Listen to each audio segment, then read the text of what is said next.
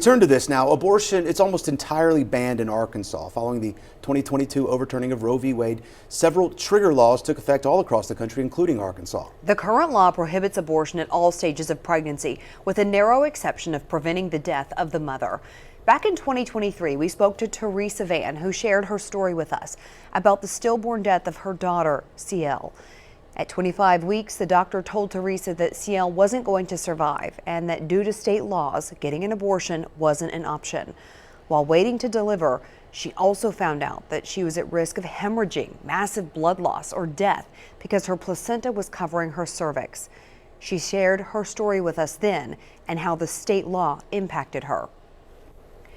And today, Teresa joined 3 other women and a physician by filing a lawsuit challenging Arkansas's abortion ban to argue that the law be struck down. We have 4029's Kyra Banks with that update.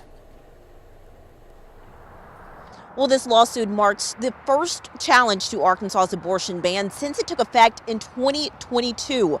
The people behind this lawsuit say that they were forced to carry non-viable pregnancies and go out of state to seek abortions for sexual assault and pregnancy complications.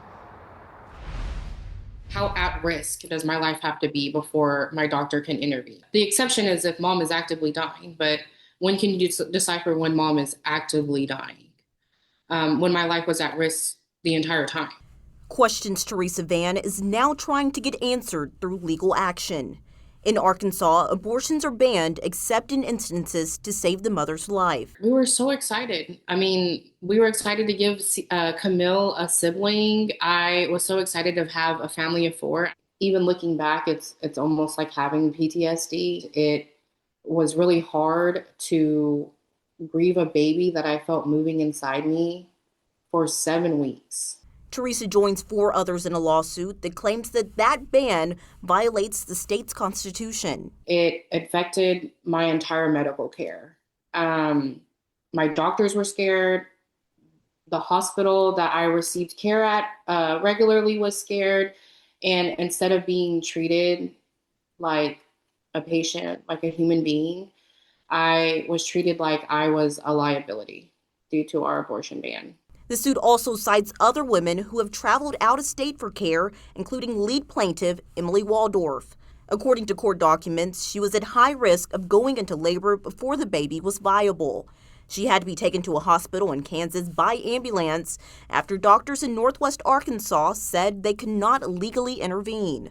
There, she had an abortion through induced labor.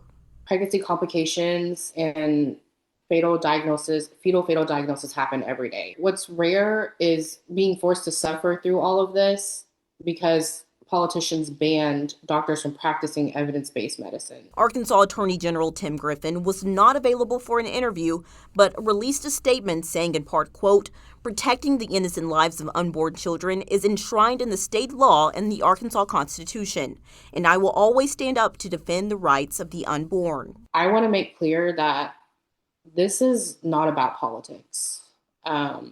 This is my story, and this is the truth about what this law has done to me and my family. For Teresa and others part of this lawsuit, they say medical decisions should be left to doctors and patients, not politicians. This felt like I had to do this. I don't want any other woman to have to go through what I went through. I don't want any other family to have to go through what I went through. I'm doing this because silence is what is allowing this to continue to happen. Now, the state has not filed a formal response, but the group behind this lawsuit, Abortion in America, say that they expect several more filings in the next coming months. Live in Rogers, Kyra Banks, 4029 News.